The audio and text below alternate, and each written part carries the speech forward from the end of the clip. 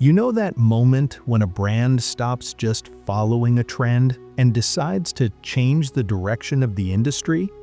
Today, I'm standing in front of a car that I don't think is just a new product. It's a statement.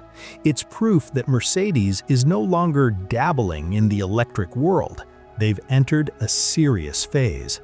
And that car is the 2026 Mercedes GLC EQ. Many people think, oh, this is just an electrified GLC. No, that's one of the biggest misconceptions.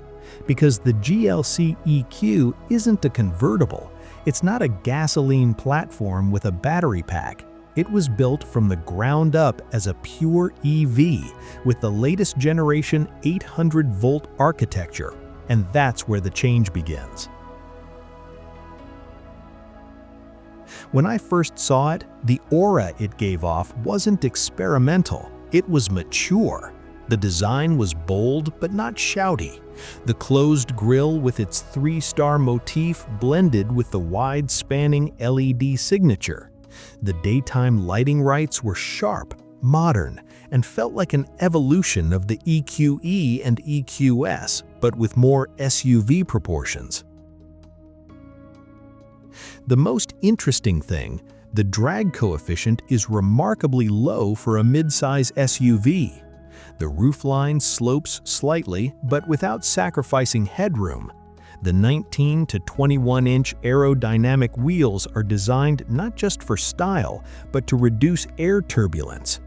Even the undercarriage is completely flat for efficiency. Why is aerodynamics important? Because in an electric car, every detail counts for range. And speaking of range, this is where the GLC EQ starts hitting its stride. With a usable battery capacity of over 85 kilowatt-hours and an 800-volt architecture, the WLTP range can reach 600 to 650 kilometers depending on the variant. In realistic use, 500-plus kilometers is quite possible.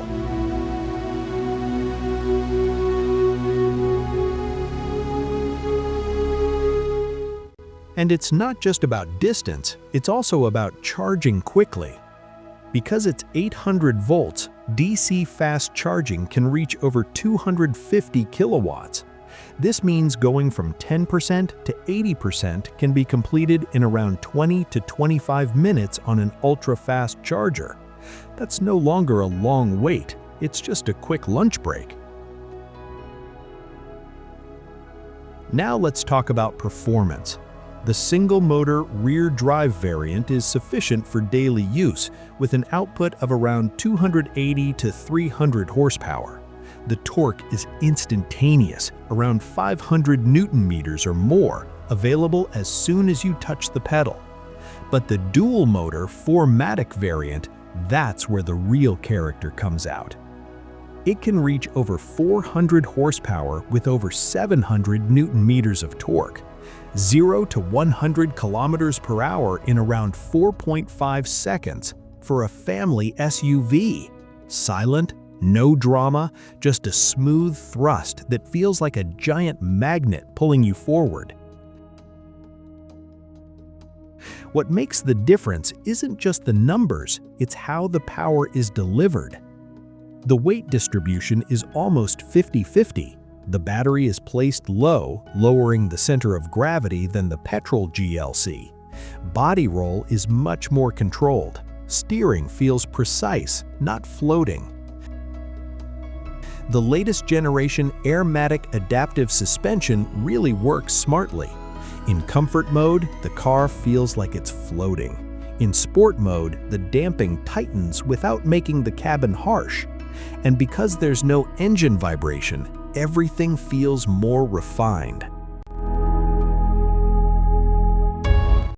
Now we step into the cabin, and here Mercedes is playing in a different league. As soon as the door closes, you enter a quiet space, not an empty silence, but a silence that feels expensive. The dashboard is dominated by the large vertical screen of the latest generation MBUX, The resolution is sharp, the responses are fast, the UI is more intuitive, the navigation system is integrated with charging planning, so the car can calculate routes based on battery health and recommend optimal charging points. The augmented reality head-up display projects navigation directly onto the road view. It's not just a small arrow, but a large visual that feels like a futuristic game. The ambient lighting isn't just cosmetic, it's an experience. Over 64 colors with dynamic effects that can change according to the driving mode or even the beat of the music. The materials? A mix of premium leather, sustainable microfiber, brushed aluminum, and wood panels with modern finishes. Mercedes is truly serious about combining classic luxury with future sustainability. The rear space feels spacious thanks to the flat floor. There's no transmission tunnel. Rear passengers have separate air conditioning vents, fast USB-C ports, and truly comfortable legroom for long trips. The trunk is large, and yes, there's a small frunk in the front for charging cables. Now, let's compare it realistically with the competition. In its class, there's the latest generation BMW iX3, the Audi Q6 e-tron, and even the Tesla Model Y Performance. Tesla excels in raw acceleration and network charging. BMW is strong in driving dynamics. Audi excels in minimalist interior tech. But the GLC EQ tries to bring it all together. Performance? Yes. Range? Competitive. Even superior. Interior? Perhaps the most luxurious in the segment. Build quality? Solid. Typical Mercedes. Charging speed? Already at the latest generation standard. This is what makes me call it a game changer, because so far, premium EVs have always had one major compromise, either low range or slow charging, or a mediocre interior or immature software. The GLC EQ feels like a generation that has learned from all its previous mistakes. And most importantly, this car feels natural. Many EVs feel like big gadgets on wheels. The GLC EQ still feels like a luxury car, with character, with identity.